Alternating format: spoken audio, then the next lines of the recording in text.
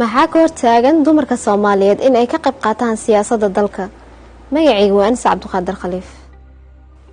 Dumarka waxay bulshada ka yihiin in ka badan 50%, sidaas oo ay tahayna wax door kuma lahan siyaasadda dalka. Waxaa sii kordhay dumarka la aqoonta iyo xirfadda hogaamiyeynimo iyagoo aanan helin xuquuqdii ay ku lahaayeen ka qayb qaadashada go'aamada dalka. Tusaale ahaan, waxaa dalka hadda ka socda wada hadallo ku aadan doorashada dalka. Nasiib daro kuma jirto qof dumar oo ku matasha doorka haweenka.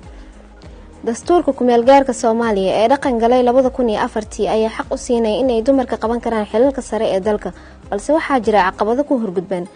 Baarlamaankii 9aad ee dalka dumarka waxay ka ahaayeen 14% kadib juhdi badan oo la geliyay doorashadii 2016 waxaa la sameeyay nidaam habraac oo lagu soo xulo kuraasta dumarka taasoo keentay inay noqdaan 24%. balse waxaa jirta cabsi laga qabo inay isdhinto iska badaa in la xaqiijiyo tiradii lagu heshiiyay 30%. caqabadaha ka hortaagan dumarka si ay uga qayb noqdaan siyaasadda dalka waxaa ka mid ah dhaqanka Soomaaliyeed oo aan kalsooni buuxda siinaynin doorka ay haweenka ku leeyihiin bulshada.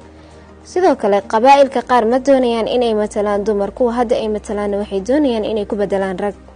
haddii ay helaan dumarka kaalintooda siyaasadeed waxay qayb weyn ka qaadanayaan samata bixinta dhibaatooyinka bini'aadanimada, ka hortagga khilaafaadka iyo geedi socodka nabad dhisidda Soomaaliya. waxay door muhiim ah ka qaadanayaan kana soo qaateen dib u dhisidda dalka sida waxbarashada, caafimaadka, dhaqaalaha iyo dhammaan arrimaha bulshada.